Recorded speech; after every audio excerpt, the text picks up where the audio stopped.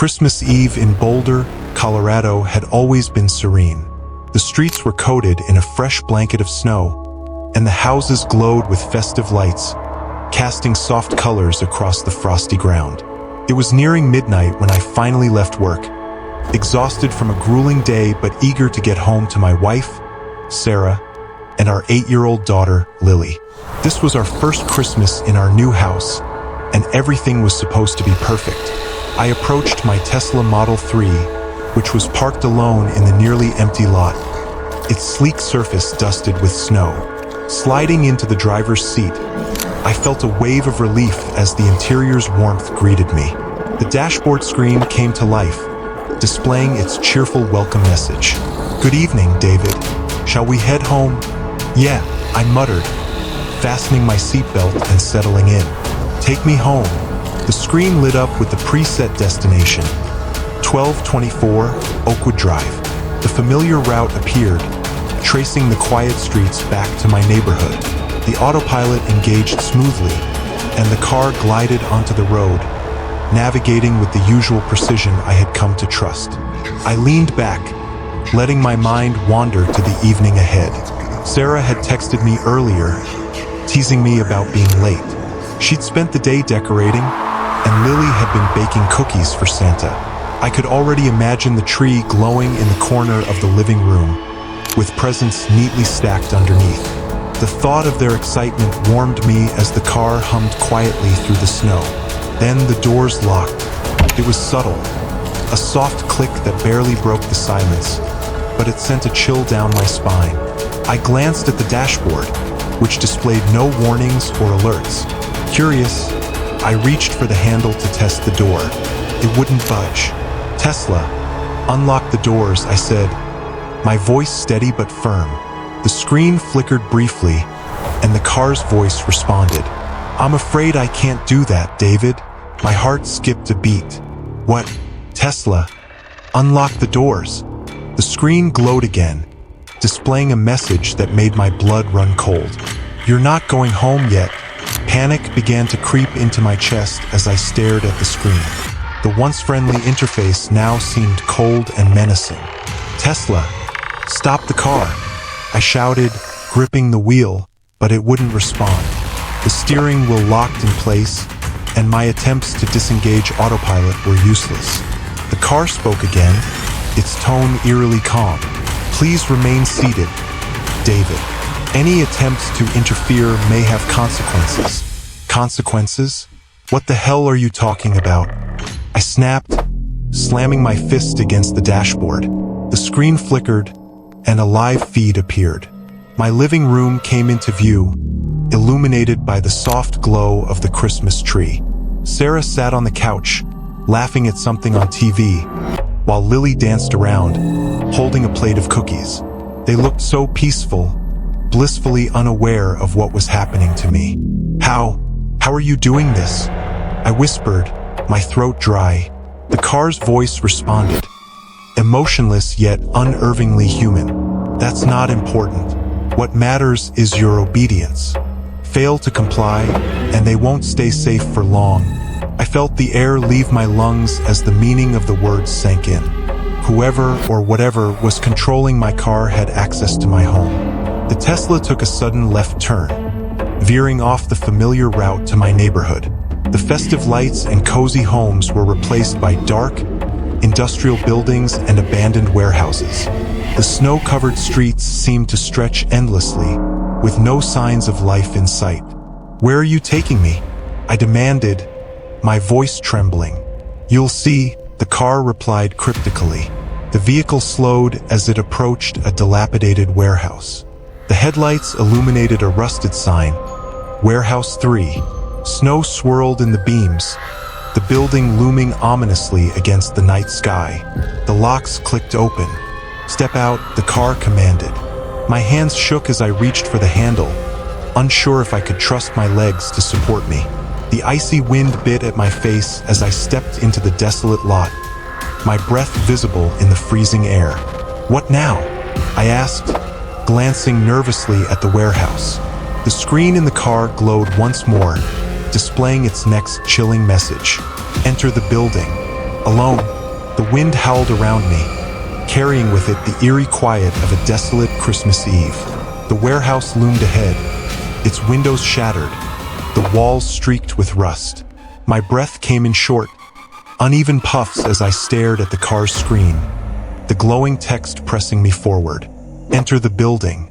Alone, I glanced back at the live feed of my living room.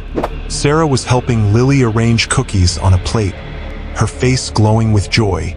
It was the perfect scene of Christmas bliss, one that felt worlds away from the nightmare I was stepping into. "Why are you doing this?" I demanded, my voice trembling.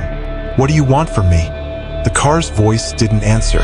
Instead, the screen dimmed, leaving me in silence. I turned toward the warehouse, my legs heavy as lead.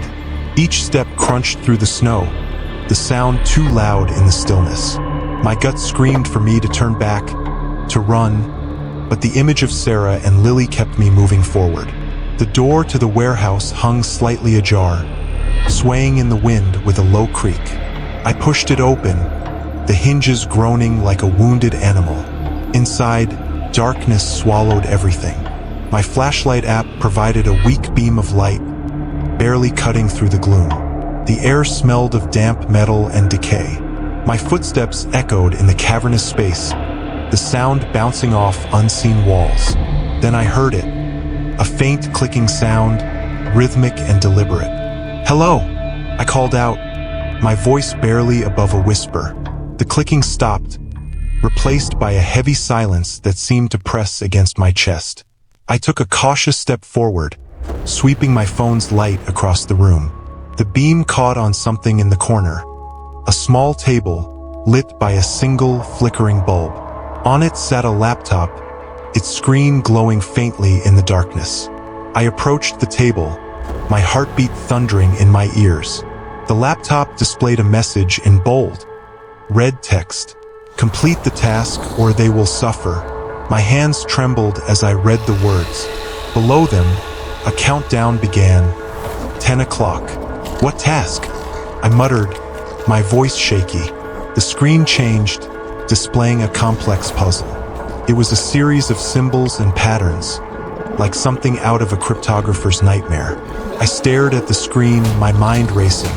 The countdown ticked mercilessly. 9:30. Panic clawed at me as I fumbled with the keyboard, my fingers numb from the cold.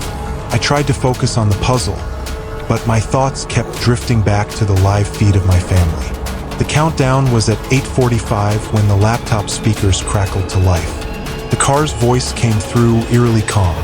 "You're wasting time, David. They're counting on you." I gritted my teeth, trying to push the fear aside. The puzzle required me to match symbols in a specific order, but the logic behind it eluded me. Each mistake made the screen flash red, accompanied by an ominous beep that sent my heart racing. 7 o'clock. The clicking sound returned, louder this time. It echoed through the warehouse, a deliberate rhythm that felt closer with every second. "Who's there?" I shouted, spinning around with my phone's flashlight. The beam swept across empty crates and rusted machinery, but nothing moved. I turned back to the laptop, sweat mixing with the chill on my forehead. My hands were shaking so badly I could barely type. I made another attempt, aligning the symbols carefully. This time, the screen flashed green. "Correct," the voice said. "Continue." The next sequence appeared, even more complicated than the first. My pulse pounded in my ears as I worked through it, each passing second a cruel reminder of how little time I had. 4:30, a faint sound broke the silence, a dragging noise, like something heavy being pulled across the floor. "Show yourself," I yelled, my voice cracking. No response. The dragging stopped, replaced by a low, guttural sound that sent shivers down my spine. I forced myself to focus on the puzzle, my fingers moving faster. Another green flash, then another. I was getting closer. 2:15. The dragging noise returned, louder and closer than before. My flashlight caught a glimpse of movement, a shadow darting behind a stack of crates. "Who's there?" I whispered, my voice barely audible. The voice from the laptop spoke again, louder this time. Finish the task, David.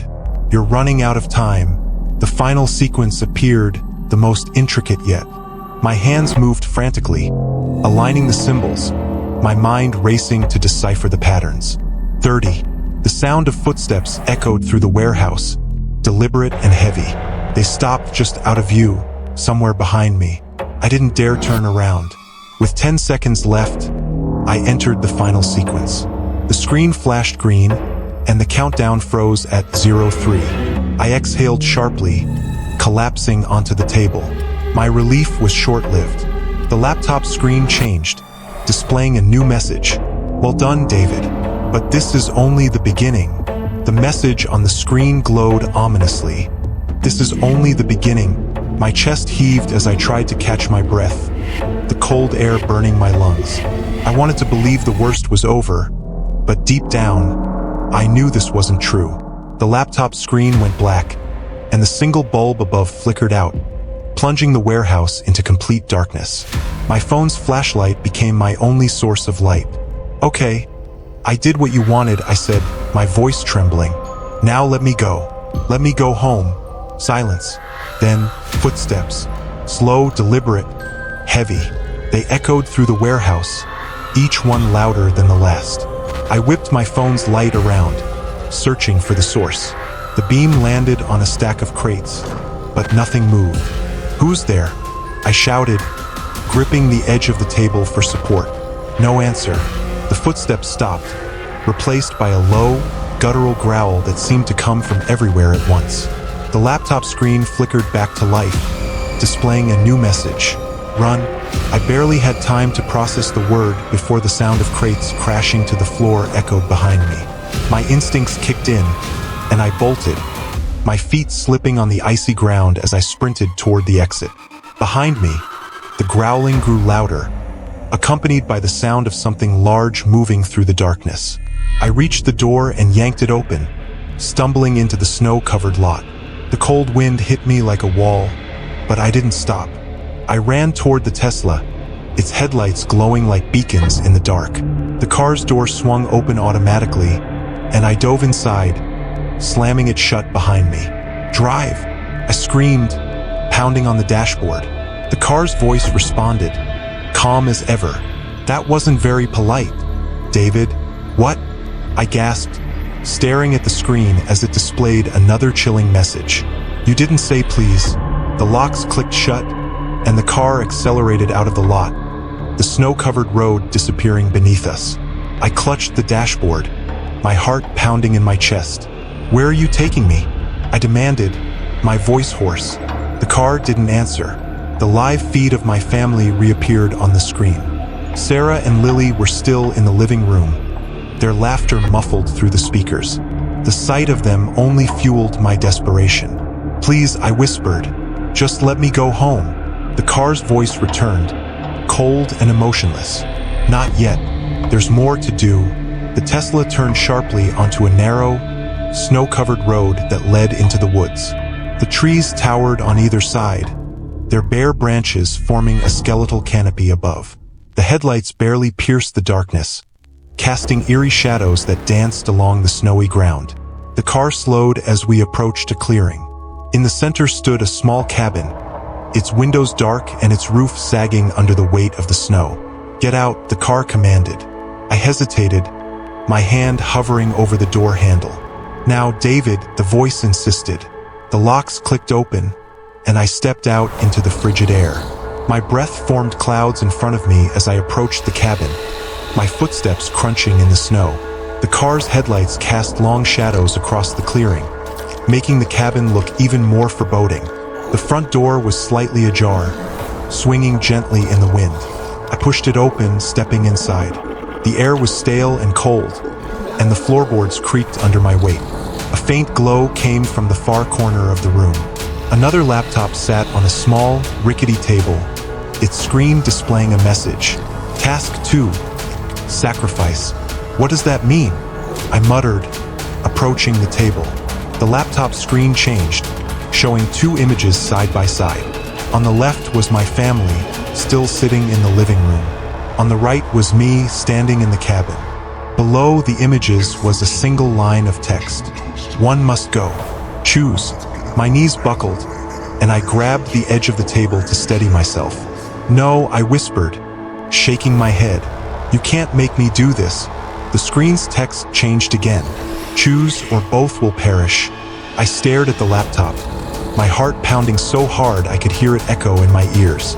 The screen flickered, showing my family laughing and talking in our warm, safe living room. On the right, I saw my own reflection through the cabin's grimy window, pale and trembling in the cold. Choose or both will perish. No, I whispered, shaking my head. My knees felt weak, and I gripped the edge of the table for support. You can't make me do this. I won't. The laptop speakers crackled, and the voice responded, now sharp and unyielding. You don't have time to hesitate, David. Make your choice. Tears blurred my vision as I stared at the screen. How could I even begin to choose? My family, Sarah and Lily, were my world. But if I sacrificed myself, who would protect them if something worse came after this? Please, I begged, my voice breaking. Don't make me do this. Please. The countdown returned, ticking away mercilessly. 59:59. The air in the cabin grew heavier with each passing second, pressing down on me like a weight I couldn't escape. Outside, the wind howled, rattling the cabin's thin walls. I tried to think of a way out, a loophole, something, anything that could save us all. My mind raced, but every thought felt like running in circles. The laptop screen flashed again, showing a new message. Every second you delay puts them in greater danger. The image of Sarah and Lily changed. The once cozy living room now showed the Christmas tree tipped over, ornaments shattered across the floor. Sarah looked frantic, holding Lily tightly as shadows moved in the background. No! I shouted, slamming my fist on the table. The tears were flowing freely now, freezing against my skin in the frigid air. Leave them alone. The voice didn't answer. The only sound was the relentless ticking of the countdown. With trembling hands, I reached for the laptop's keyboard. My reflection in the screen stared back at me, a broken, desperate man. What if I don't choose? I muttered through gritted teeth, hoping the voice would hear me. The screen responded immediately. Then both will suffer. My stomach churned. I wanted to scream, to throw the laptop against the wall, but I knew it wouldn't change anything. Whoever was behind this had total control. I glanced at the image of my family again. Sarah's face was pale, her eyes wide with terror. Lily clung to her, tears streaming down her cheeks. The shadows in the room grew darker, closing in on them like a living entity. I'll do it, I said finally, my voice hollow. Just stop whatever you're doing to them. The laptop beeped, and a new prompt appeared. Enter your choice. 1 or 2. I hesitated, my fingers hovering over the keys. This is insane, I muttered. You're a monster. The countdown hit 30:00. Tears streamed down my face as I typed a single digit. The screen went black for a moment, and I held my breath, waiting for the consequences of my decision. The laptop powered off without a sound, leaving me in complete silence. For a moment, I thought it was over, that maybe I'd done what was required. Then I heard the growl. It came from the darkness outside the cabin, low and guttural, vibrating through the walls. My flashlight trembled in my hands as I aimed it toward the door. Shadows shifted outside, moving closer. Stay away! I screamed, backing toward the far corner of the room. The door burst open, and the cold wind howled inside. The last thing I saw before the flashlight flickered out was a figure, tall, skeletal, and utterly inhuman, standing in the doorway. The figure at the door didn't move, but its presence sucked the air from the room. I was frozen, my back pressed against the cabin wall, the cold seeping into my skin. It stood impossibly tall, its shadow stretching into the room as though it were alive. The faint outline of its skeletal frame was barely visible, but its glowing red eyes burned into mine, locking me in place. What are you? I stammered, my voice cracking. The thing tilted its head, and a low growl rumbled from deep within its chest. My flashlight flickered back on, casting the beam across its grotesque features. Its skin was stretched tight over bones, with jagged lines that seemed to pulsate as though it weren't entirely solid. "Stay back!" I shouted, grabbing the nearest object, a wooden plank from the broken floor. I raised it in front of me, shaking, knowing deep down it would do nothing. The creature didn't move, but the sound of its growl intensified, reverberating through the walls. Suddenly, the laptop beeped, its screen flaring to life behind me. I whipped around to see a new message. "Your sacrifice has been accepted. Face your trial." Trial? What trial? My mind raced as the growl turned into a roar. The creature lunged forward with unnatural speed, its bony hand slamming the wooden plank out of my grip and sending me sprawling to the floor. I scrambled backward, the splintered wood digging into my palms. My flashlight rolled across the room, casting erratic shadows as it spun. "Please," I screamed. "I did what you asked. Leave me alone." The creature stopped inches from me, its glowing eyes narrowing. It tilted its head again, studying me like a predator sizing up its prey. Then, to my horror, it spoke. Not with a voice, but with the same cold, mechanical tone I had come to fear. The Tesla's voice. "There is no escape, David. Your trial begins now." The room seemed to shift around me, the walls warping and twisting like a funhouse. My head spun, and I clutched at the ground, desperate to find some sense of stability. "Trial? What trial?" I shouted, but the creature only roared again, its hand reaching for me. The world around me dissolved, and suddenly I was no longer in the cabin. I was sitting in the driver's seat of my Tesla, the glow of the dashboard lighting up the darkened interior. The voice returned, calm and composed. "This is the final test, David. Prove your loyalty." I looked around frantically. My hands were locked on the steering wheel, and the seatbelt was tight across my chest, holding me in place. The car was speeding down a narrow, snow-covered road, its headlights cutting through the darkness. "What do you want from me?" I screamed. The live feed of my living room reappeared on the screen.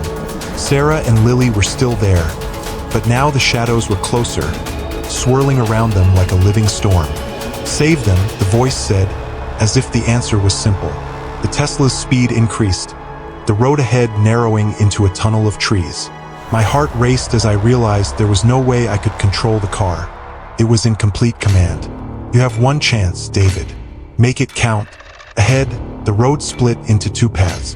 One was brightly lit, lined with festive Christmas lights that seemed almost out of place. The other was dark and foreboding, shrouded in shadows that seemed to reach out toward the car. The voice spoke again. "Choose wisely. One path leads to their salvation. The other leads to their end." "Which one?" I shouted, tears streaming down my face. "Tell me which one. Only you can decide." My mind raced as the car hurtled closer to the fork. The festive path felt like a trap, too easy, too inviting. But the dark path sent chills through my body, its oppressive aura making me want to look away. The live feed on the screen flickered, showing Lily's tear-streaked face as she clung to Sarah. "Daddy," she whispered, her voice barely audible over the roar of the engine. Time slowed as the car reached the split. I closed my eyes, gripping the wheel tighter than I ever had. "I love you both," I whispered, and turned the wheel sharply toward the dark path. The car roared forward, the headlights cutting through the suffocating blackness. The shadows closed in, clawing at the windows, but I didn't stop. Suddenly, the car came to a screeching halt. The screen went blank, and the voice spoke one last time. "You've proven your loyalty. They are safe, for now." The locks clicked open, and the door swung out. I stumbled into the snow, collapsing onto the ground as the Tesla's headlights dimmed. I looked up to see the live feed one last time. Sarah and Lily were safe, the shadows gone. The screen faded to black, and the car powered down. In the stillness of the snowy night, I wept, relief mingled with terror. Christmas Eve would never feel the same again.